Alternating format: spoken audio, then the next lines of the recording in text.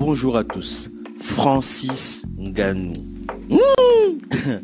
J'ai regardé son interview combinée et comme d'habitude, Francis a fait un banger. Ce mec, quand il se met devant une caméra, c'est comme Samuel Eto'o. À chaque fois, sens de la répartie, des punchlines, il y a à boire et à manger. C'est encore une fois une masterclass. Pendant l'interview, une des questions marquantes de son interview, c'est à quel moment on sait quand on est combattant? Est-ce qu'on est combattant ou est-ce qu'on le devient? Et la réponse de Francis était sensationnelle. Alors, je t'interromps quelques minutes pour te parler de produits que j'appelle Evolution 4D. 3/4 des personnes qui sont salariées, qui ont un employeur, n'arrivent pas à répondre à la question « c'est quoi ton plan de carrière au fait ?» Ils n'ont pas de plan de carrière, ils réalisent que en fait ils ont le plan de carrière que l'employeur veut bien leur proposer et ça se termine toujours en frustration. Pour éviter la frustration, c'est simple. Evolution 4D, on parle de ça. Donc il y a pas mal de petites vidéos de mise en bouche pour te permettre là pour toi. Tu prends rendez-vous et on en parle. On en parle simplement. Bon visionnage.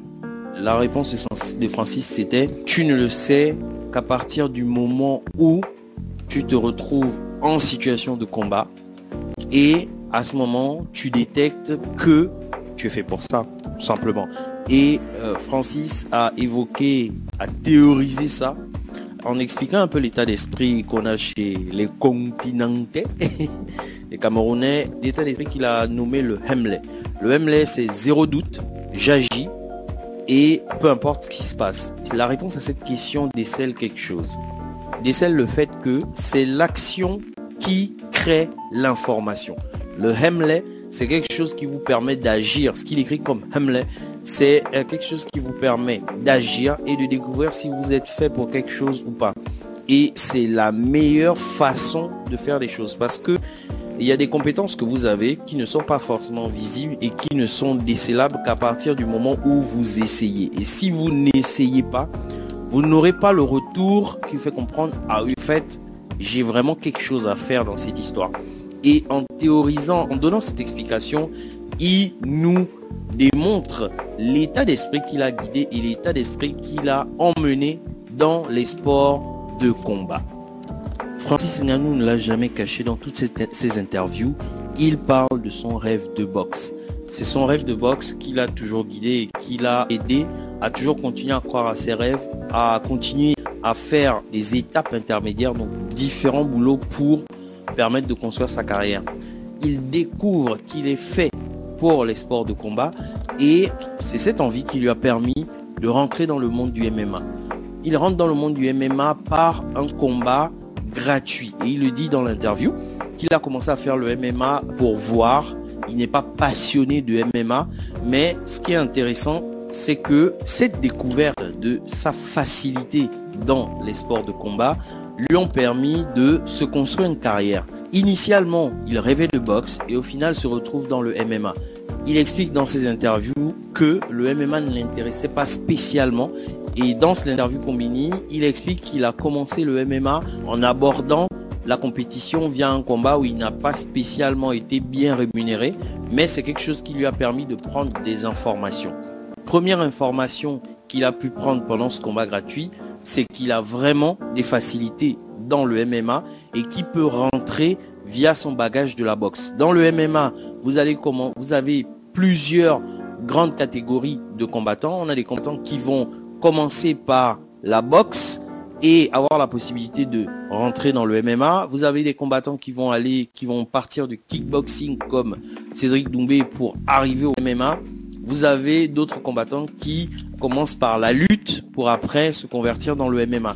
Et l'information que ce combat gratuit a permis à Francis de comprendre, c'était que il est fait pour le MMA et via son pouvoir de KO, il pouvait rentrer dans cette discipline et faire des merveilles.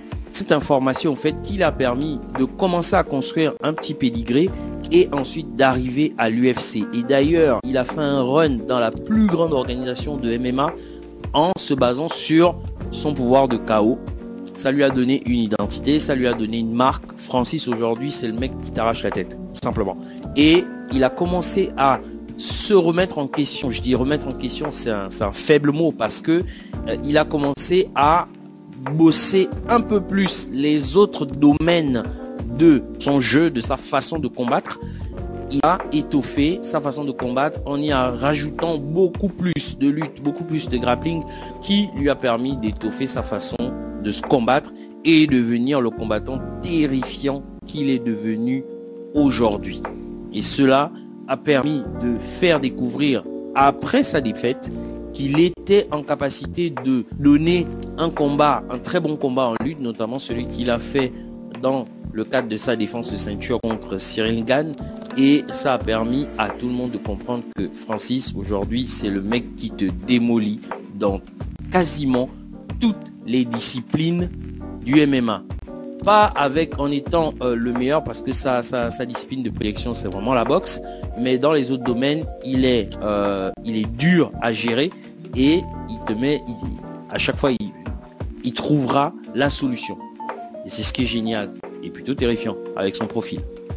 Alors, autre fait de l'interview, on lui demande les raisons pour lesquelles il a quitté l'UFC.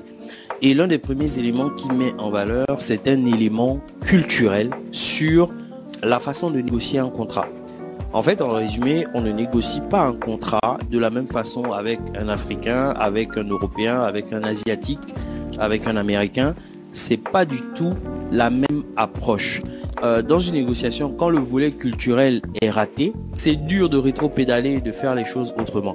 Et Francis évoque le besoin de contrôle de l'UFC qui dépasse le cadre professionnel. Quand tu négocies avec un Africain, c'est très mal vu. Et je pense que c'est l'un des volets qui a pêché. Mais pas que. Voyons un peu plus les avantages et inconvénients des différents acteurs. Dans les acteurs, on a Francis, on a Jon Jones, parce qu'il évoque aussi Jon Jones à cette étape de l'interview, et on a l'UFC. Quels sont les avantages de l'UFC à re-signer Francis?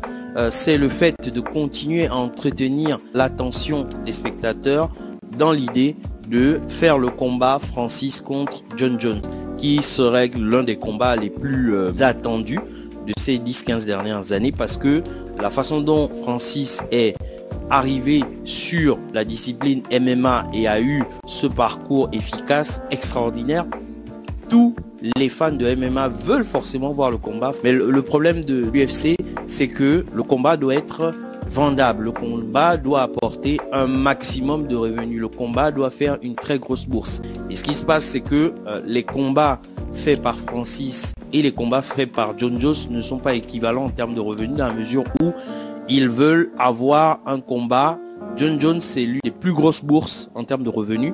Et ils auraient aimé que la plupart des combats de Francis puissent apporter des équivalents pour envisager faire rapidement ce combat de manière à ce que tout le monde soit gagnant. Mais c'est une perspective de revenus. C'est pas possible pour l'UFC d'entretenir ce combat si Francis n'est pas re-signé et Jon Jones non plus. Donc les intérêts n'étaient pas alignés au niveau de l'UFC. Il y a un inconvénient aussi côté UFC. L'autre inconvénient côté UFC, c'est le fait que l'UFC vend ses combattants et Jon Jones est l'une de ses plus grandes marques, comme Conor McGregor. Et quand vous avez votre plus grande marque, faire en sorte que une personne vienne et la batte, ça pose un problème en termes de business, parce que si la personne qui bat votre combattant le plus rentable n'est pas tout aussi rentable, ça va complexifier le fait de continuer à vendre des combats, continuer à faire du chiffre d'affaires sur l'aura du combattant qui gagne la ceinture. Et c'est l'un des inconvénients non avoués par l'UFC, mais qui fait en sorte que la signature de Francis ou la non-signature de Francis, quelque part, il y a des avantages et des inconvénients, mais ça ne dérange pas forcément l'UFC que Francis ne re-signait pas, parce qu'il ne pourrait pas avoir le contrôle sur l'organisation des combats. Pour Francis, le problème pour Francis, c'est le rêve de boxe. L'autre problème pour Francis, c'est le rêve de boxe, en dehors du contrôle, le rêve de faire de la boxe. Et l'organisation de l'UFC n'aurait rien lâché sur le fait que Francis puisse faire une carrière en boxe, parce que c'est son rêve d'enfance, parce que c'est aussi quelque chose qui est aligné par rapport à son âge. Francis n'a pas eu la chance de rentrer en MMA à l'UFC assez jeune, Donc, il construit un plan de carrière adapté au moment où il est arrivé dans le plus grand championnat de MMA. Et bien entendu, ça déplaît forcément à l'organisation de l'UFC. On a un conflit d'intérêts. Les deux n'arrivent pas à trouver d'accord sur les conditions à mettre dans le fameux contrat.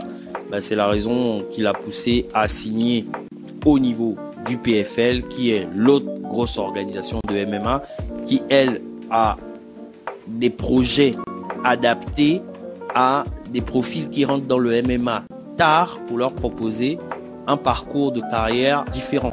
Quand l'UFC, c'est plutôt une organisation où on va prioriser les personnes qui rentrent jeunes et qui multiplient les combats rentables pour un jour avoir les combats qui rapportent le plus d'argent. Donc c'est un conflit de modèle d'affaires et bien entendu les intérêts étaient plus alignés côté PFL parce que c'est l'organisation qui permettait à Francis de construire une carrière adaptée à ses envies.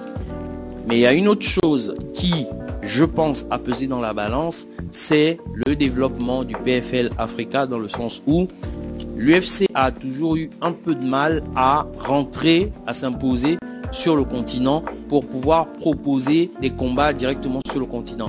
Le continent quand même a une forte population, le continent africain a une forte population intéressée par le monde du MMA.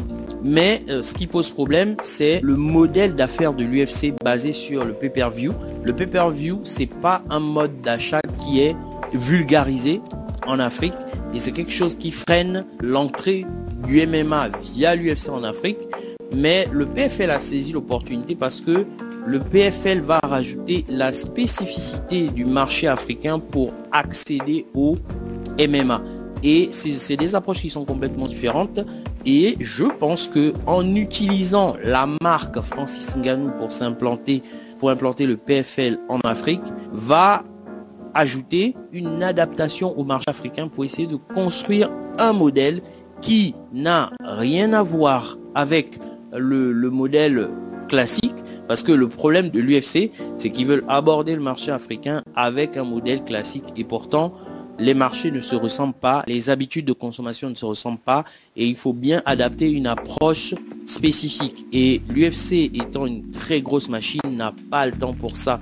C'est pour ça que l'UFC va se déplacer sur le marché du Moyen-Orient via Dubaï, Abu Dhabi pour faire des combats là-bas parce que on est plus dans un modèle similaire au modèle du marché américain. Et sur le marché africain, bien qu'on a une grosse et forte consommation, la façon de faire du business est un peu différente. Et c'est une occasion que saisit le PFL de pouvoir bénéficier de la marque Francis Ngannou pour faire l'adaptation et faire rentrer le MMA en Afrique en fonction du modèle africain. Donc pour pénétrer les marchés, il faut des stratégies qui soient complètement différentes. Et c'est souvent pour ça qu'il y a beaucoup d'entreprises qui veulent être internationales, qui veulent s'implanter en Afrique avec le modèle qu'elles connaissent, au lieu de se concentrer sur la spécificité du marché pour avoir une stratégie de pénétration complètement différente, mais adaptée au marché local. Et je pense que le PFL et Francis ont saisi une bonne occasion parce que les intérêts étaient alignés pour se lancer directement sur le marché africain. Et c'est l'une des raisons pour lesquelles il a simplement quitté l'UFC. Alors, un autre point de l'interview traite la stratégie de carrière en boxe de Francis.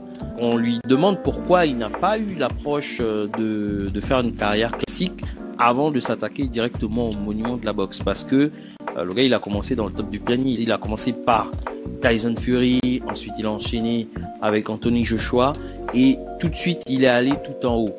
Et il explique tout simplement que c'est aussi lié à son âge parce que la vie d'un combattant, c'est une vie qui est très exigeante. Et à un moment donné, vous avez envie de souffler et vous avez envie de vous arrêter parce que faire du sport de haut niveau, c'est pas un long fleuve tranquille. Loin de là. Et du coup, lui, Francis, il le sait. Donc, il sait qu'il doit forcément construire un plan de carrière adapté à son âge. Et ne voulant pas trop durer dans le monde des sports de combat et de la compétition telle qu'elle est vécue au haut niveau, il va construire un plan de carrière de boxe un peu à la Jake Paul. Dans le sens où il va apporter tout toute la marque qu'il a construite via les sports de combat au monde de la boxe pour pouvoir promouvoir et emmener du monde et favoriser des combats de boxe avec directement des superstars. C'est cette technique d'approche qu'on voit avec Jake Paul, c'est cette technique d'approche qu'on voit avec les derniers combats de Mike Tyson contre Roy Jones.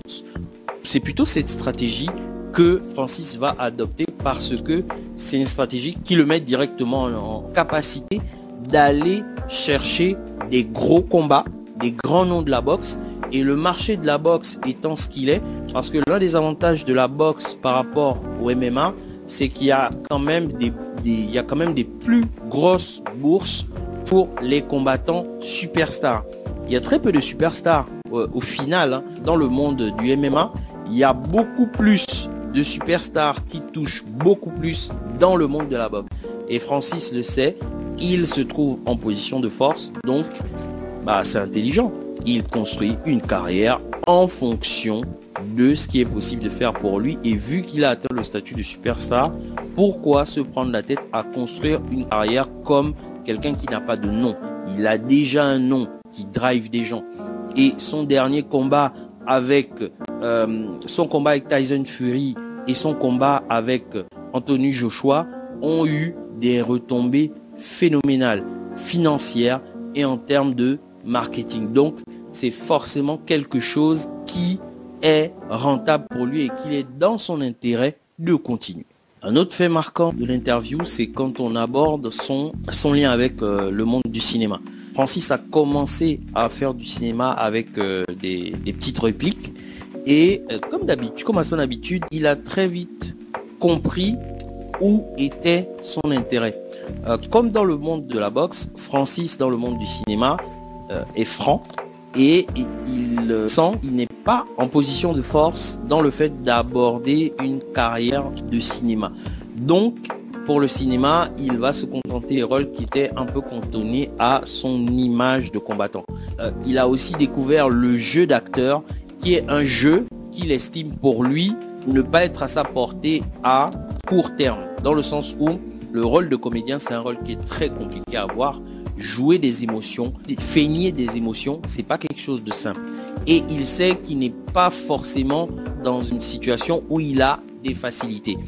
Donc, il va se permettre de prendre des rôles, je pense, qui sont à sa portée, mais ne va pas non plus pousser le bouchon. Par contre, ce qui est intéressant, ce sont les inspirations en termes de cinéma qu'il a pu évoquer dans l'interview, notamment le fait que il a été inspiré par le film 300 pendant son parcours. Bien entendu, Francis, il est tellement intelligent qu'il sait à quel moment il faut s'arrêter. Et je pense qu'il sait que s'il a besoin de rentrer dans le monde du cinéma, il faut un investissement complet.